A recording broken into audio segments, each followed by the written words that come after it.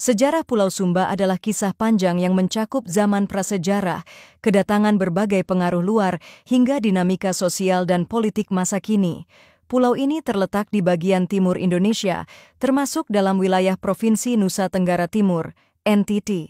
Dengan lanskap perbukitan savana yang khas dan kebudayaan yang kaya, Sumba memiliki sejarah yang unik dibandingkan pulau-pulau lain di Indonesia. Berikut ini adalah sejarah lengkap Pulau Sumba. 1. Zaman prasejarah, awal kehidupan di Pulau Sumba. Pulau Sumba sudah dihuni manusia sejak ribuan tahun yang lalu, terbukti dari temuan arkeologis berupa peralatan batu, gerabah, dan sisa-sisa pemukiman kuno. Penelitian menunjukkan bahwa penghuni awal Sumba berasal dari ras Australomelanesid yang bermigrasi dari daratan Asia melalui Papua dan Kepulauan Sunda Kecil. Mereka hidup sebagai pemburu pengumpul sebelum mengenal sistem pertanian. Bukti keberadaan manusia purba di Sumba juga terlihat dari kuburan megalitik yang tersebar di berbagai wilayah, menunjukkan bahwa masyarakat prasejarah di Sumba sudah memiliki sistem kepercayaan yang kuat terhadap kehidupan setelah mati. Kedua, kedatangan pengaruh Austronesia dan perkembangan budaya sekitar 4.000 tahun yang lalu, datanglah gelombang migrasi dari bangsa Austronesia yang membawa perubahan besar bagi kehidupan masyarakat Sumba.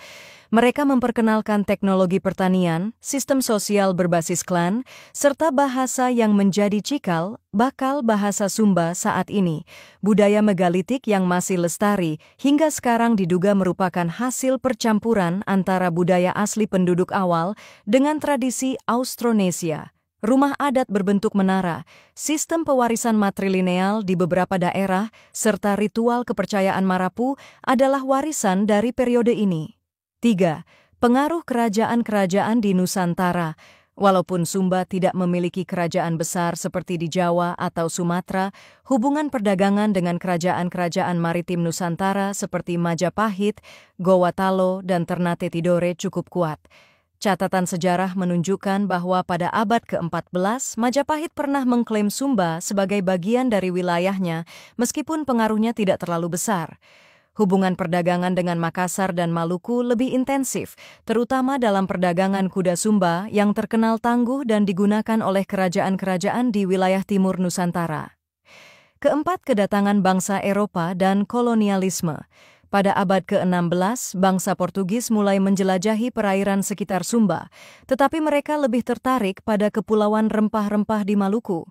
Belanda kemudian datang pada abad ke-17 dan memasukkan Sumba ke dalam wilayah kolonial Hindia Belanda. Namun, karena Sumba bukan penghasil rempah, Belanda tidak terlalu menaruh perhatian besar.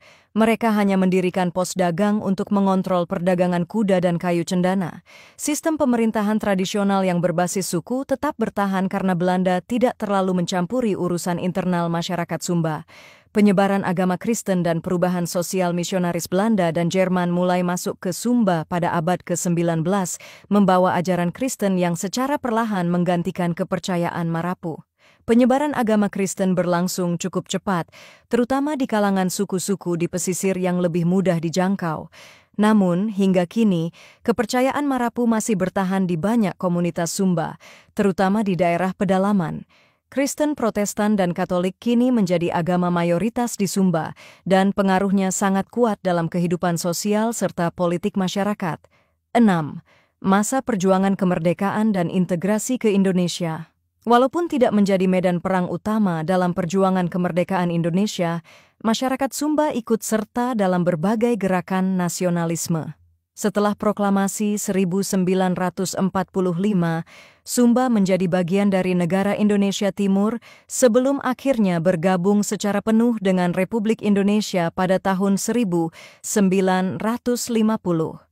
Pemerintah Indonesia mulai membangun infrastruktur dan mengembangkan ekonomi Sumba, meskipun tantangan geografis dan keterbatasan sumber daya membuat kemajuan berlangsung lambat.